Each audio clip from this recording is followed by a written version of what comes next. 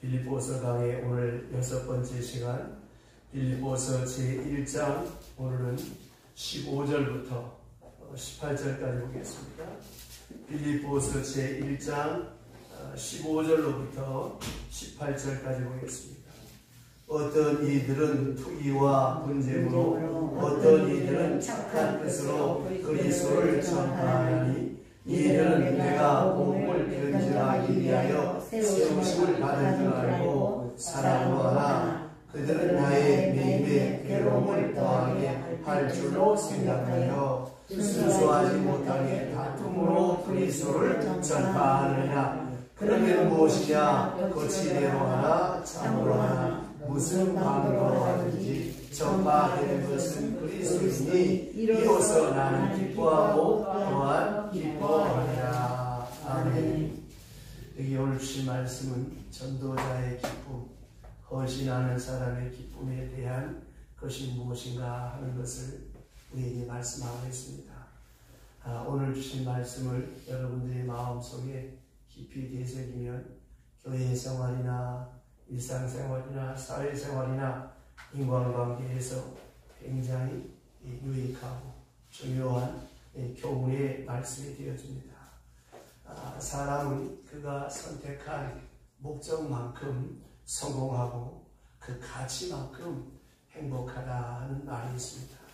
자, 우리가 성공한다 그러는데 그것은 목적이 있습니다. 실패는 죄가 아니에요. 목표를 잘못 목적을 잘못 세운 것이 죄요. 목적을 잘못 세웠기 때문에 실패한 것입니다. 목적만 똑바로 세웠으면 그 목적을 향해서 가다가도 멈추어도 되는 것입니다.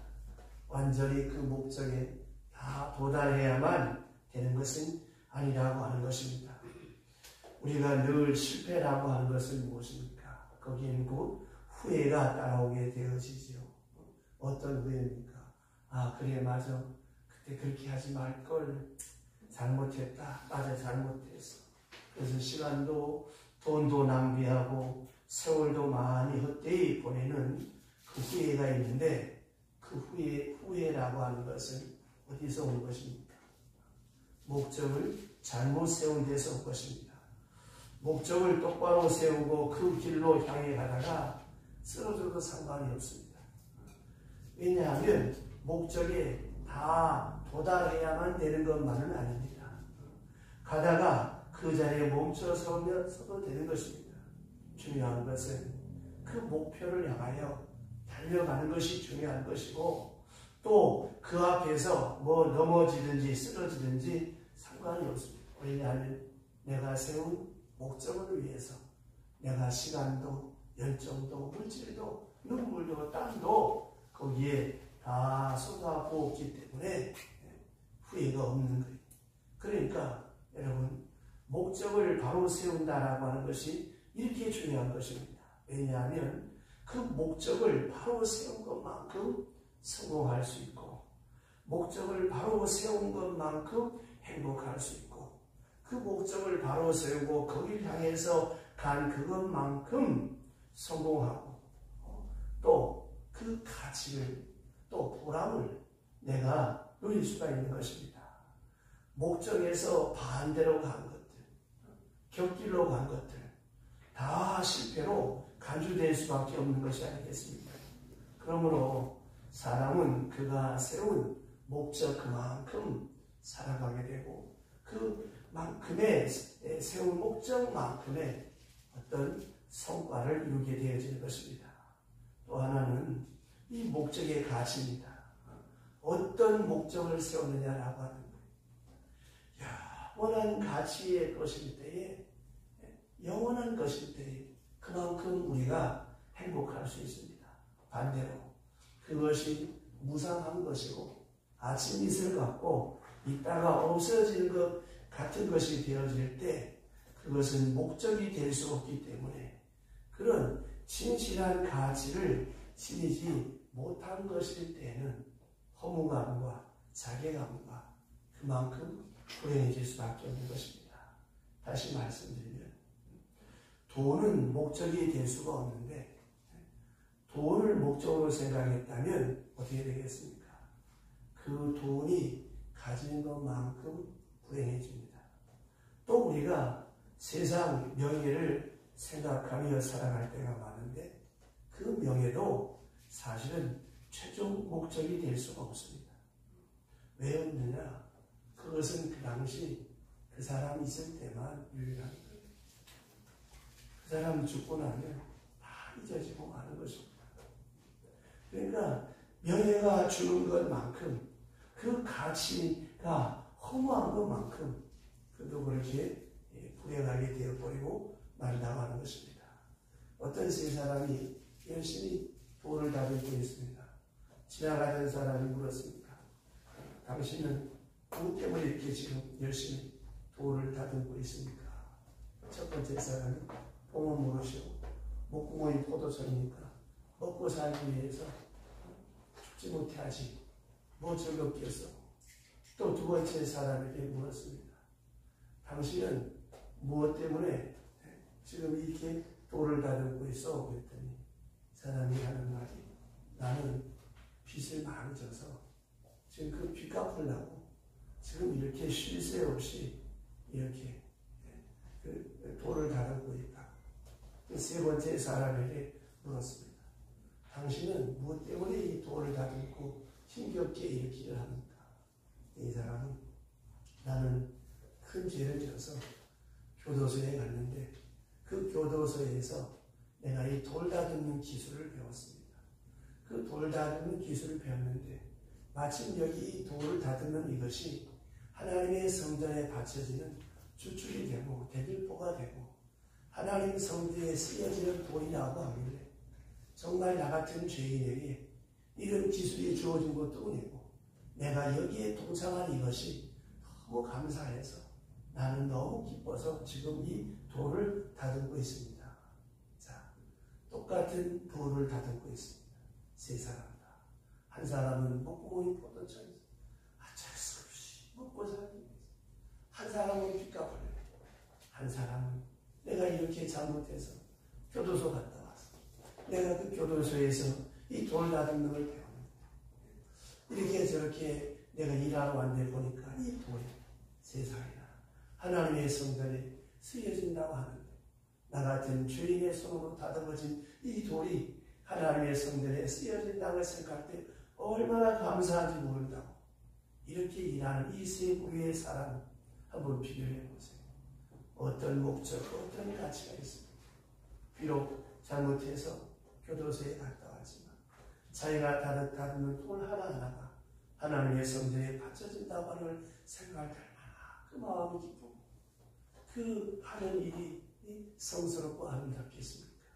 여러분 똑같은 일을 해도 어떤 목적, 어떤 자세로 일하느냐 하는 것이 이처럼 참으로 중요한 것입니다.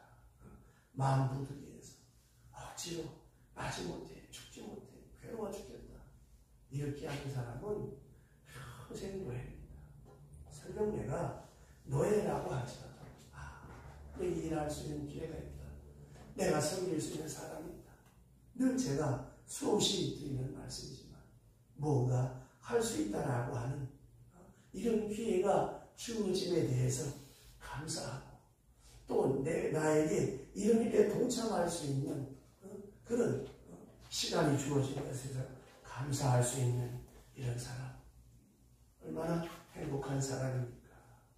그런데 여러분 사람이 언제 깨닫는가 하면 건강을 잃어버리고 물질을 잃어버리고 세월 다 간다. 아이고 다시 내게 건강이 있어요. 아이고 다시 내게 기회가 있어요. 이미 다 물 건너가고 마는 것입니다. 그러니까 보세요. 우리의 하는 일의 자세, 애티튜드, 그 다음에 목적이 얼마나 중요한가. 그 목적을 바로 알고 거기에 연결된 모든 일, 모든 삶을 거기에 맞추어서 생활하게 될 때에 행복한 사람이 될 수 있고 성공한 사람이 될 수 있습니다. 사도 바울은 항상 그의 생의 목적은 복음 전파에 있었습니다. 그래서 갈라디아서 1장에 있는 말씀처럼 나는 어머니의 태중에 있을 때부터 나의 존재의 의미까지도 택정받았다. 택함받았다. 세상에 태어났다고 이 자체도 속된 말로 말하면 복음 전하는 환자로 나는 이 세상에 태어났다. 복음 전파하기 위해서다. 그러므로 그 거룩한 목적을 따라서 그는 거룩한 행복을 누릴 수가 있었고 그 목적이 주는 엄청난 가치를 따라서 자기 존재의 가치 또 자기가 사는 하루하루의 이 모든 생활도 다 의미를 가지게 되었다라고 고백하고 있습니다. 그래서 바울은 감옥에 있는 것이 문제가 안 됩니다. 내가 감옥에 있든 감옥 바깥에 있든 부하든 가난하든 병들든 건강하든 그런 것은 아무 문제가 안 됩니다. 내가 병들어서라도 복음이 전파되고 복음 전파에 도움이 된다면 그것도 영광이요 축복이요 은혜라고 하는 것입니다. 병든 게 뭐 나쁘냐? 내가 병든으로 인해서 만약에 더 예수 믿는 사람이 많아지고 더 효과적으로 하나님의 말씀을 전할 수 있다면 나는 그것도 감사할 뿐이다. 나쁠 게 없다고 하는 것이죠. 그러므로 그는 그의 목적은 복음 전파에만 있었기 때문에 감옥에 있든지 자유하든 부하든 매를 맞든 안 맞든 잘 되든 안 되든 건강하든 병든들 그는 그렇게 평생을 고통스럽게 가지고 있었던 육체의 가시가 있든지 아무 상관이 없었습니다. 왜냐? 이 모든 것이 다 복음 전파를 위해서 유익하다고 하는 터에 그는 그 모든 악조건들, 그런 척박한 환경들, 그런 핍박들을 다 기뻐할 수밖에 없었다는 것입니다. 이미 지난 시간에 우리가 공부한 바와 같이 그는 지금 감옥에 있습니다. 그러나 이것이 도리어 복음의 진보가 되었다. 몇 번 말씀드렸잖아요. 내가 믿는 예수가 얼마나 귀하냐. 내 전 재산을 다 쏟아부어도 아깝지 않고 내가 받은 말씀이 얼마나 귀하면 핍박을 받고 환난을 받고 죽음이 와도 그 순종할 수 있는 것이 영광이라고 죽음을 자랑스럽게 생각할 수 있고 내가 믿는 예수, 내가 믿는 하늘나라 얼마나 분명하면 내가 이런저런 핍박을 받아도 누구도 미워하지 않고 오히려 그들을 위해서 기도할 수 있는 이런 모습이 나타나지는 거 아니겠습니까? 그래서 바울은 이 모든 것을 통해서 복음 전파가 되어진다. 이것처럼 유익한 것이 없다. 그래서 나는 매를 맞아도 기뻐하고 사실에 감한 매를 3번씩 맞아도 나는 기뻐할 수 있다. 이것이 복음의 진보가 되었다. 얼마나 아름답습니까? 여러분 어찌 생각하면 복음의 방해가 될 것도 같고 때로는 복음 전파의 절대적인 장애가 될 것 같은 그런 요소였음에도 불구하고 그는 이제 생각해 보니까 그게 아니더라는 거예요. 하나님의 능력과 지혜에 따라서 이것들이 다 복음 전파의 큰 보탬이 되었다는 거예요. 복음의 진보가 됐다는 것입니다. 그러므로 그는 기뻐한다. 이것이 사도 바울의 첫 번째 기쁨입니다. 오늘 계속해서 몇 가지 기쁨을 이제 생각하게 되겠는데 오늘 주신 말씀들을 깊이 상고해 보면 15절에 나 외에 다른 사람을 통해서 이 전해지는 복음을 인해서 기뻐한다. 자, 이러한 기쁨을 즐길 줄 아는 사람이 되어져야 합니다. 되게 많은 사람들은 내가 해야만 직성이 풀리는 그런 사람들이 있습니다. 남이 하는 거는 꼴을 보지 못하는 거예요. 이게 참 문제입니다. 이게 참 불행한 사람이죠. 여러분 음식도 내가 해서 먹어야만 좋습니까? 내가 해서 내 사랑하는 사람을 줄 수 있고 내 아들, 딸을 먹일 수 있는 거 얼마나 기쁩니까? 내가 먹어야만 기쁘겠어요? 그건 아니잖아요. 교인도 마찬가지입니다. 물론 내가 나서 사면 좋지. 그러나 다른 사람들도 나처럼 할 수 있도록 뒤에서 자꾸 협력하고 자꾸 도와줍니다. 그런 사람이 복된 사람입니다. 그러한 기쁨, 이 바나바를 보세요. 바나바 때문에 위대한 바울이 나왔어요. 이 사울을 누가 믿어주겠습니까? 예를 들면 북한 간첩이었는데 오늘 내가 전화했어. 그런데 당장 그 사람을 누가 믿어주겠어? 그런데 아주 성령을 닮은 사람이라고 하는 화해자라고 하는 별명을 가진 바나바가 바울을 데려다니면서 계속 바울을 앞세워서 이야기하는, 그러니까 바울을 통해서 위대한 구원의 역사가 나타난 사람, 얼마나 훌륭한 사람이에요. 축구에서 골을 넣는 사람만이 훌륭한 게 아니에요. 그가 골을 넣을 수 있도록 어시스트한 사람들이 있어요. 천상천하 유아독전으로 그 사람이 있었기 때문에 골을 넣을 수가 있는, 이 협력하는 사람. 이게 여러분 얼마나 좋은 마음입니까? 꼭 내가 해야 되는 거 아니잖아요. 다른 사람을 통해서 전파되는 그리스도, 다른 사람이 열심히 복음 전하는 걸 보고 기뻐하고, 다른 사람에게 그런 기회가 전해지는 것을 보고 기뻐하는, 그래서 이런 마음을 가진 사람, 다른 사람의 기쁨까지 자기 기쁨으로 누릴 수 있는 이런 사람이 되어져야 되는 것입니다. 이 사람이 바로 예수를 잘 믿는 사람입니다. 여러분, 주님을 보세요. 십자가에 죽으시면서 내가 죽음으로 많은 사람을 구원할 수 있기에 그 쓰기 쓴 잔을 본인이 자원해서 마시잖아요.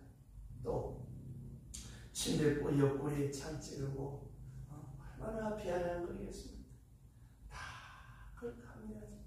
왜? 내가 죽음으로 많은 사람을 구원할 수 있고, 내가 부활함으로 많은 사람들이 부활의 영광을 줄 수 있는, 이 얼마나 아름다운 것입니까? 자, 그래서 사도 바울은 지금 이 문제를 생각하고 있는 거예요.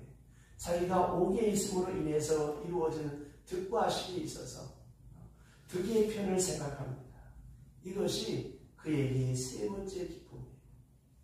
우리는 꼭 만사가 말입니다. 얻은 것과 잃어버리는 것이 있는데 얻는 것만 생각할 때가 참 많습니다. 그런데 여러분, 이 세상에는 얻는 것만이 있는 것이 아니에요. 햇볕이 강하면 어떨까요? 그림자가 짙어져요. 그것처럼 내가 돈을 벌지만 돈을 벌므로 인해서 건강을 잃어버리지 않습니까? 출세를 했어요. 출세를 하고 보니까 친구를 잃어버려요. 그러니까 꼭 얻는 것만이 있는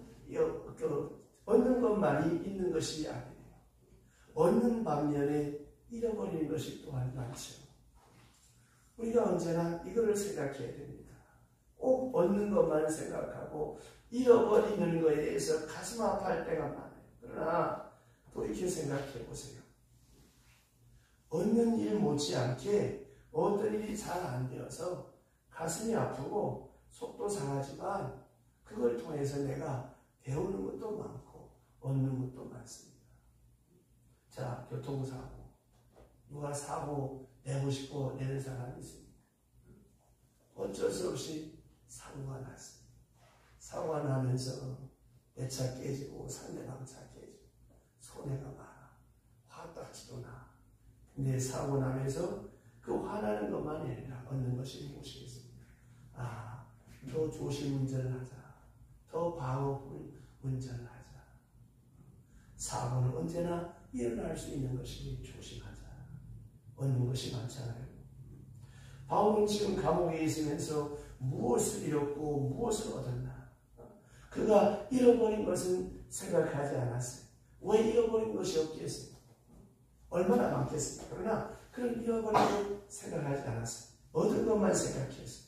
내가 감옥에 있음으로 말미암아 복음이 더 많이 전파되니까 잘된 것이다 아니고 이렇게 생각했고, 언제든지 이렇게 긍정적으로 얻은 것을 생각할 줄 아는 사람이 기뻐할 수가 있는 것입니다. 이런 철학만 잘 익히면 여러분 신앙적인 낙천가가 될 수가 있습니다. 그런데 우리는 언제나 잃어버린 것만 생각할 때가 많습니다. 그런데 항상 우리에게는 이런 득과 실이 있어요. 특별히 이 큰 득이 있으면 이면에 손해보는 것도 있습니다. 그러나 중요한 것은 무엇입니까? 하나님의 일에는 절대로 손해보는 것이 없습니다. 바울이 감옥에 갇힌 걸 생각해보면 손해보고 억울하지. 그러나 그 감옥에 갇힘으로 말미암아 지난 시간에 말씀드린 것처럼 로마 시위대에게 고관 대작들에게 그 무시무시한 핍박이 있었음에도 불구하고 귀족들이 바울을 통해서 예수를 믿고 대낮에 귀부인들이 바울을 만나 감옥까지 왔습니다. 그래서 로마가 기독교가 되어진 것입니다. 그러니까 하나님을 사랑하는 사람, 곧 그 뜻대로 부르심을 입은 사람에게는 합동하여 선을 이룬다고 했습니다. 누가 앞날을 다 알겠습니까? 다 알아도 문제지만 모르는 게 좋은 거예요. 다만 모르는데 우리는 뭘 가지고 살아갑니까? 하나님의 말씀, 합동하여 선을 이루는 밝은 약속, 긍정적인 약속이 내 앞에 있어요. 오늘 눈물 나도 내 하나님께서 눈물 나는 사건을 통해서 내게 기쁨으로 단을 얻게 하시는 것이 하나님의 역사입니다.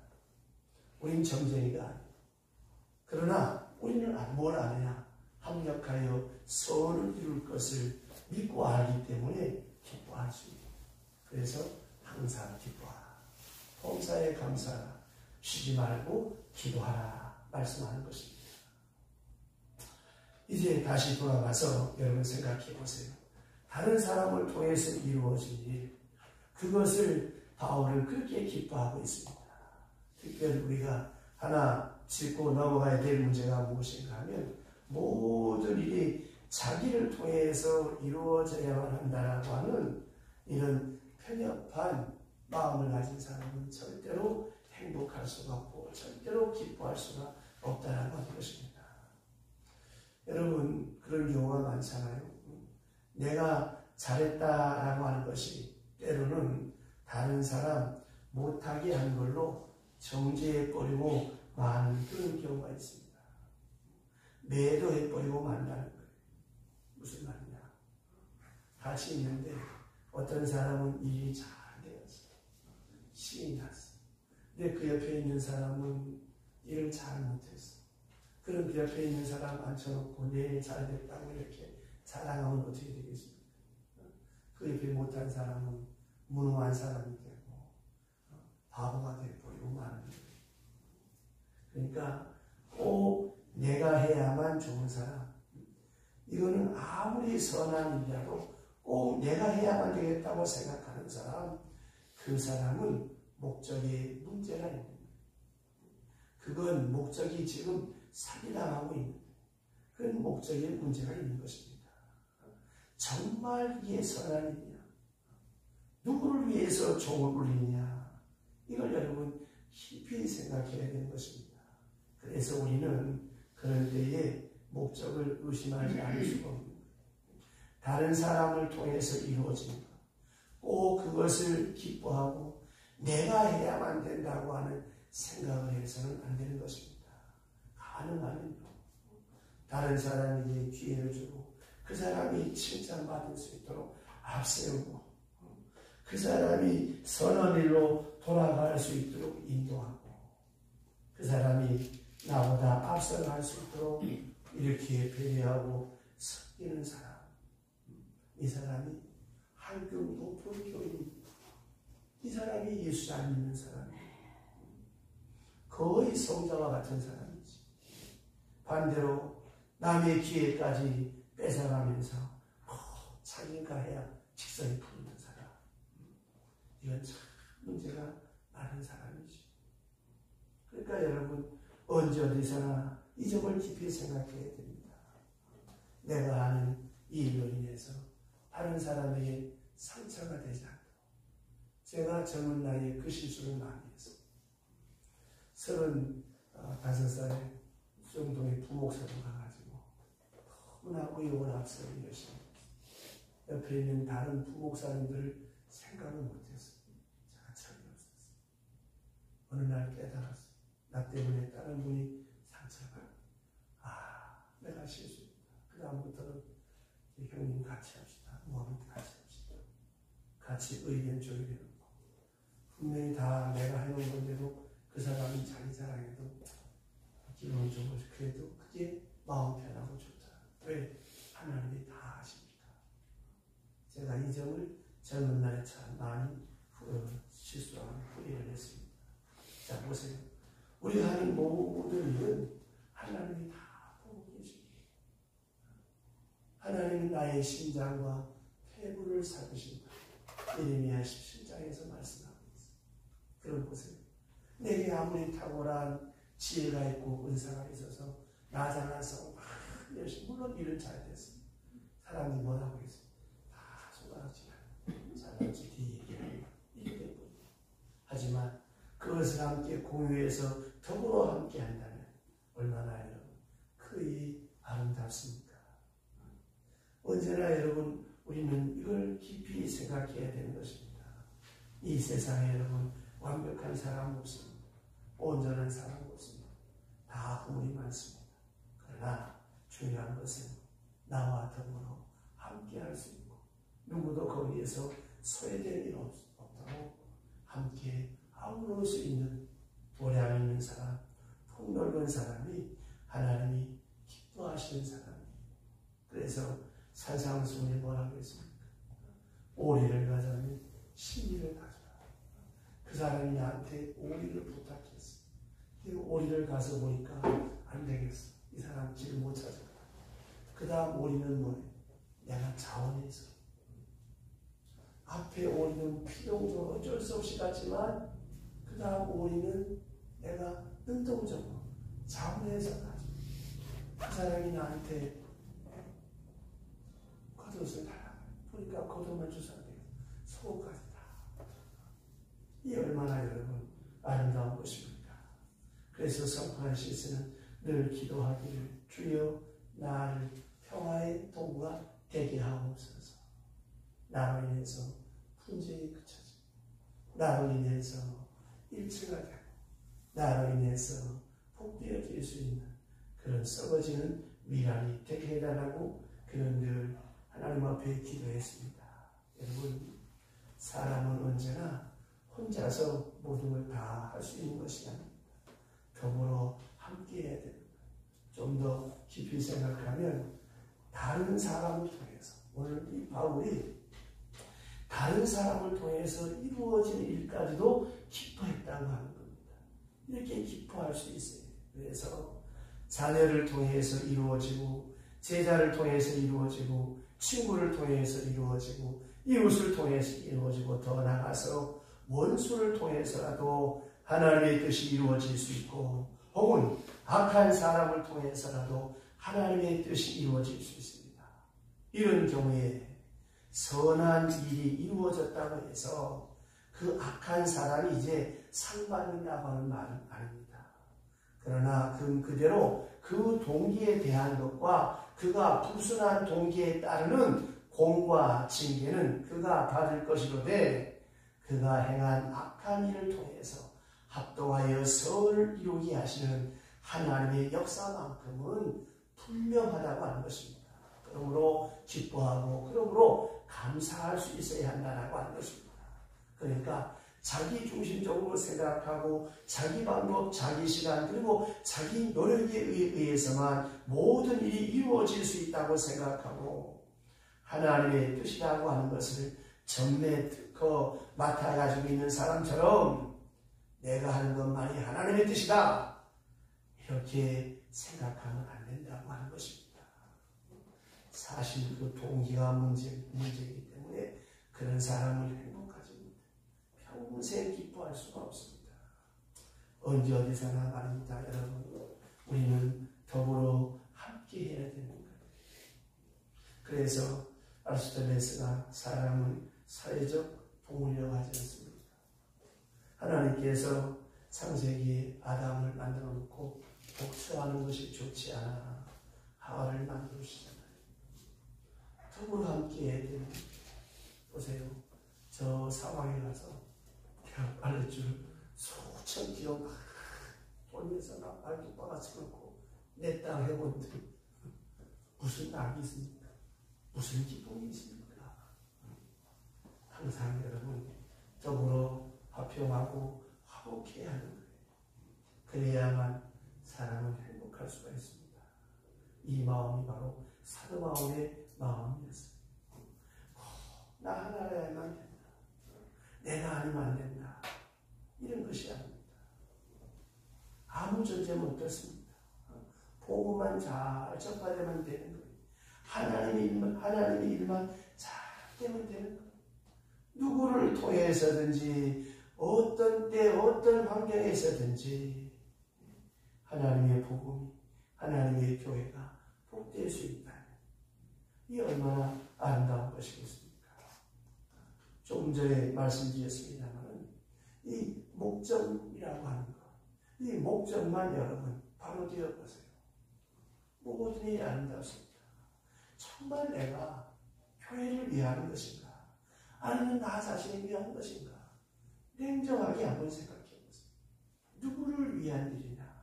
바울은 오직 주님의 영광, 복음을 위한 일이기 때문에 매를 맞아 억울함을 당했고 죽을 고비를 넘기도 이걸 기뻐했어요. 참 이렇게 살기가 어려운데 이게 살 이유가 뭐예요? 복음이 얼마나 확실하냐, 하나님의 살아계신 얼마나 확실하냐, 이렇게 살았겠습니까? 이제부터 여러분, 내가 정말 교회를 위한가 아니면 나 자신을 위한 것인가, 이걸 한번 깊이 생각해 봐야 되겠습니다. 그러면서 좀 더 나가서 오늘 본문에 보시면 다른 사람을 통해서 하나님의 말씀이 전파된다. 15절에 있는 말씀을 보면 두 가지가 이루어지고 있는데, 하나가 착한 뜻으로, 좋은 뜻으로 전하는 자가 있더라. 자, 바울이 감옥에 갇혀 있습니다. 영어의 몸으로 생활하고 있습니다. 묶여 생활하고 있습니다. 이렇게 있을 때 두 가지 사람이 있는데, 하나는 어떻게 생각하는가 하면, 아이고 우리 바울 선생님이, 우리 바울 목사님이 지금 감옥에 갇혀서 저렇게 있는데 우리가 가만히 있으면 되겠나? 우리가 어떻게 두 다리 뻗고 편하게 잘 수 있나? 우리 더 열심히 기도하자. 더 열심히 전도하자. 이렇게 열심을 내는 성도가 있었다는 거예요. 이 바울이 이걸 아는 것입니다. 그래서 바울이 감옥에 있으면서도 이 소식을 듣고 참 고맙게 생각했어요. 얼마나 고마웠냐. 사실 그렇잖아요. 자기네 목사는 지금 감옥에 가 있어요. 어떻게 두 다리 뻗고 잘 수 있겠습니까? 또 여기 왜 두 번째는 뭐냐면, 사도 바울을 사랑하는 사람이 있었어요. 사랑하는 마음으로 바울이 감옥에 있으면서 얼마나 안타까울까.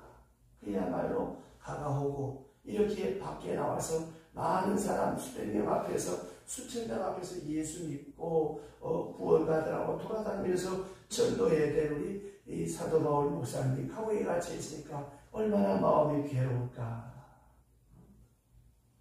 그래서 이 사도 바울의 마음을 기쁘게 하기 위해서 더 열심히 우리가 전도하자, 더 열심히 복음을 전하자, 이랬단 말이에요. 사도 바울은 이런 문제로 인해서 이제 참 고맙다. 나 혼자 나가서 전도해 왔댔자 몇 사람이 나겠나. 그러나 내가 감옥에 있으면 이렇게 나를 사랑하는 사람들이 내 대신에 기도하는 사람들이 있고, 또 다니면서 이렇게 전도하는 사람이 있어서 더 많이 복음이 전파되고 있으니까. 그래서 감옥에 있으면서 오히려 자기가 고생하는 생각은 전혀 하지 않고 복음이 전파되는 것만 가지고 바울은 기뻐했다는 거예요. 그 다음에 또 하나, 한 부류의 사람은 어떤 사람이냐. 다른 측면에서 또 전도를 해요. 어떤 마음으로 전도하느냐. 시기하고 질투하는 마음으로 전도하는 거예요. 이 바울을 괴롭히기 위해서. 오늘 성경 말씀을 보시면 투기와 분쟁으로 그랬어요. 투기와 분쟁. 17절 보세요. 자, 17절 큰 소리로 시작. 그들은 나의 매일 괴로움을 더하게 할 줄 순수하지 못하게 다툼으로 그리스도를 전파하느니라. 다툼으로. 이 다툼이라고 하는 말은 헬라 말로 에르데디아스라고 하는 말인데, 이 말의 어원은 라이벌 의식이라고 하는, 라이벌 경쟁 의식. 이건 어떤 대가를 위해서 일한다는 거예요. 이 대가 혹은 어떤 품값을 위해서 일하는 거. 이 단어가 바로 에리데이아스라고 하는 다툼이라고 하는 그런 단어입니다. 그러니까 뚜렷한 목적이 있어가지고 하는 거예요. 그러니까 복음 전파를 위해서 복음 전파하는 게 아니고 그 외에 다른 뜻을 하고, 어떤 뜻이냐? 잘됐다. 바울은 감옥에 갇혔고, 요 바울의 명성이 높은데 요 이방 사도인데, 이럴 때 우리가 바울보다 더 많이 전도를 해서 바울 아주 묵사발을 내자. 제가 좀 비약해서 해석하면 이렇습니다.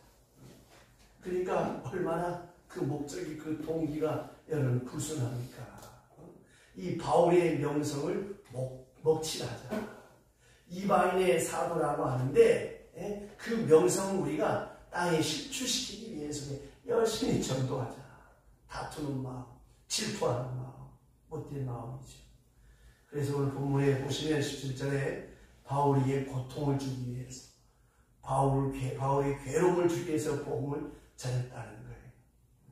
이건 별로 좋은 동기가 아니지요. 아시는 대로 질투라고 하는 것은 강한 동기를 유발하게 합니다.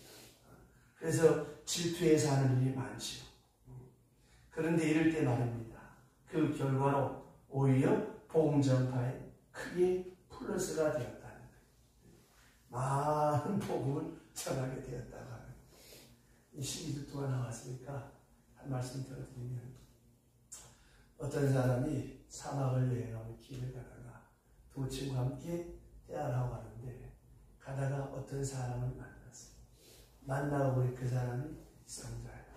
함께 이제 세 사람이 함께 이제 목적지에 다 도달했어요. 이 성자가 두 사람에게 이런 제안을 했어요. 내가 당신들 때문에 이 길고 긴 사막길을 즐겁게 왔으니까 소원을 이루어주겠다. 첫 번째 말한 사람의 소원을 뒤에 말한 사람이 2배를 주겠다. 그랬더니 여기서 싸우면 첫 번째 사람이 B라고 하는 사람이, 야, 네가 먼저 말해. B는 네가 먼저 말해. 네가 먼저 말해. 네가 먼저. 둘이 싸움이 붙었어요. 마지막에 죽인다. 너 먼저 말해라. 이끼까지 켜요. 그러니까 이 B라고 하는 사람이 화딱지 나서 뭐라고 하는지 아세요? 이 사람 눈 하나 뽑아주세요. 자, 내 눈 하나 뽑아주세요. 어떻게 돼? 얘는 눈 2개 뽑혀야 돼. 시기질투가 여러분 이렇게 무섭다고 하는 것입니다. 특별히 오늘 여기 말씀을 보게 되어지면 우리가 한 가지 깊이 알아야 될 것은, 이렇게 질투심이 발동한 이 동기는 참 불순하고 안 좋아요. 그렇지만 이 일을 통해서 오히려 복음 전파에 큰 플러스가 되는데, 본인들은 결국 상심하게 됩니다. 언젠가는 이 문제에 대해서 회개할 수밖에 없는 그런 마음도 들 거예요. 그러나 우선은 어쨌든 복음이 전파해야 됩니다. 자, 18절에 보면 사도 바울이 여기서 말하기를 무슨 방도로 하든지 수단 방법 가릴 것 없다는 말이죠. 무슨 방도로 하든지 전파되는 것은 그리스도니 나는 기뻐하고 또한 기뻐하리라. 이 무슨 방도라고 하는 말에 대해서 좀 우리가 생각을 해야 되는데, 무엇이든지 수단과 방법을 가릴 것이 없다는 그런 부정적인 말이 아니고, 나라고 하는 존재를 없이 여기든지, 뭐 칭찬하든지, 나를 위하든지, 아니면 내 인격을 격하시키든지, 내 명예를, 내 자존심을 추락시키고 망가뜨리든지 상관이 없다, 그런 말이에요. 나와 상관없이 복음만 전파가 된다면 나는 기뻐하겠다. 얼마나 아름다운 말입니까? 여러분, 이 질투라고 하는 것은 무서운 것입니다. 특별히 믿는 사람에게 있는 마귀의 시험 중에 하나가 바로 이 질투라고 하는 것입니다. 이 신령한 질투, 참 대단히 무서운 것입니다. 그래서 이제 뒤에 넘어가서 보겠습니다만 이 빌립보 교회에 유디오계와 순두계라고 하는 두 여자가 항상 이 알력다툼을 하는 거예요. 그래서 교회가 시끄러워져서 바울이 뒤에 보겠습니다만 같은 마음을 품고 이렇게 권면하는 것입니다. 어쨌든 여러분 중요한 것은 이 질투에서 복음 전하는 자가 있었는데 이 모든 것을 극복하고 이 사도 바울은 편안하게 이 문제를 놓고도 기뻐했다는 왜? 뭐 내 자존심 좀 상하고 내 명예가 무너지면 어떠냐? 그리스도가 전파됨을 나는 기뻐한다. 얼마나 여러분 아름답습니까? 이러기 위해서는 어떻게 되겠습니까? 먼저 겸손이 있어야죠. 이 질투를 극복할 수 있는 가장 큰 치료약은 무엇입니까? 겸손입니다. 하나님, 나같이 부족한 사람에게 이런 걸 맡기시니 하나님 참 감사합니다. 이렇게 생각하는 사람은 시기나 질투에 노예가 되어지지 않아요. 이 마음이 없이 오만하면 집까지 게 뭔데 어디 한번 해보자. 이렇게 되는 것입니다. 그러니까 보세요. 얼마나 괴롭습니까? 자기도 괴롭고 남도 괴롭고. 그러니까 보세요. 항상 우리는 어떻습니까? 나도 행복하고 남도 행복할 수 있는 삶. 그게 뭐예요? 배려와 섬김과 사랑과 희생입니다. 근데 우리는 이렇게 사는 것이 마치 내가 바보가 되는 줄 알아요. 내가 힘이 부족하고 못나서 그런 줄 알아요. 아니에요. 그것처럼 위대하고 아름다운 것이 없습니다. 이 마음이 없기 때문에 마음의 고통이 오는 거예요. 질투하시기가 괜히 오냐고? 괜히 오나요? 이렇게 배려하는 마음, 섬기는 마음, 사랑하는 마음이 없기 때문에 내 마음이 이렇게 괴로운 것입니다. 그런데 사도 바울은 이런 시기나 질투와 그런 마음이 없었어요. 오직 겸손을. 그저 복음만 전해지면 나라는 존재야 뭐 의심을 받든 오해를 받든 무시를 당하든 상관이 없다. 자기 문제를 깨끗이 처리하고 질투가 없는 사람이기에 복음 안에서 그를 행복할 수가 있었다라고 하는 것입니다. 이런 사람들 때문에 바울이 기뻐했고, 두 번째는 다른 사람을 통해서 되어진 일을 또한 소중히 여겼어요.